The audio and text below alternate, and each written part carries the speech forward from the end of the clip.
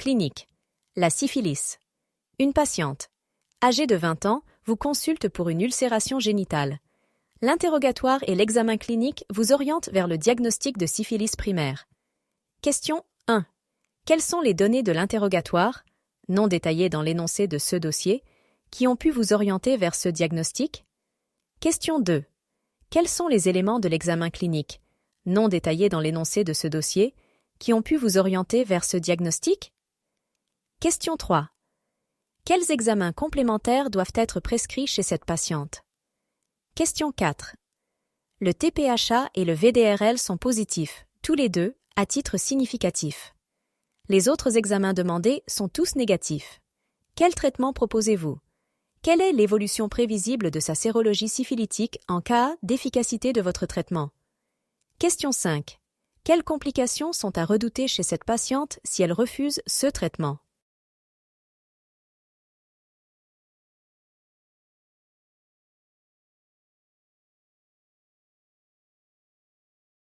La réponse. Question 1. Quelles sont les données de l'interrogatoire, non détaillées dans l'énoncé de ce dossier, qui ont pu vous orienter vers ce diagnostic? Des antécédents de maladies sexuellement transmissibles. Un rapport sexuel à risque, non protégé, partenaire à risque, dans les 3 mois précédents, en moyenne 21 jours, mais incubation variant entre 10 et 90 jours. Question 2. Quels sont les éléments de l'examen clinique, non détaillés dans l'énoncé de ce dossier, qui ont pu vous orienter vers ce diagnostic? Caractéristiques de l'ulcère génital évoquant une syphilis indolore, le plus souvent unique, reposant sur une base indurée, surface propre, lisse, rosée, à limite nette, accompagnée d'une adénopathie satellite, froide, indolore, constituée d'un gros ganglion unique ou d'un paquet ganglionnaire où l'un domine les autres par la taille, le préfet de l'aine. Question 3. Quels examens complémentaires doivent être prescrits chez cette patiente? Confirmation du diagnostic. Examen direct sur ultramicroscope à fond noir d'un prélèvement de la sérosité du chancre à la recherche de tréponèmes. Sérologie, VDRL et TPHA. Recherche d'une autre maladie sexuellement transmissible. Prélèvements cervicaux et urétraux, pharyngés et rectaux à la recherche de gonocoque et de chlamydia. Sérologie VIH avec accord de la patiente. Recherche de Candida albicans et de Trichomonas vaginales s'il existe des leucorrhées. Proposer un test de grossesse en cas de doute sur l'efficacité de la contraception.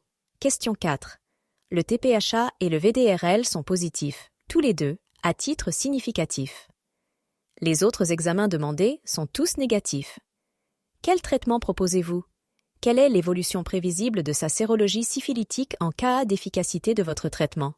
Pénicilline retard. Exemple. Benzatine pénicilline, extensilline, 2,4 millions d'unités intramusculaires, dose unique. Dépistage et traitement du partenaire.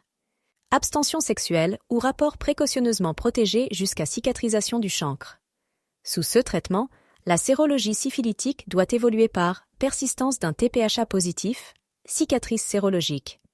Diminution progressive jusqu'à négativation du VDRL. Question 5.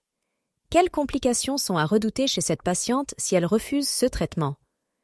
En l'absence de traitement d'une syphilis primaire, peuvent survenir syphilis secondaire, entre 2 mois et 2 ans après le comptage, cutanéo-muqueuse, roséole, plaque muqueuse, alopécie, syphilide palmoplantaire.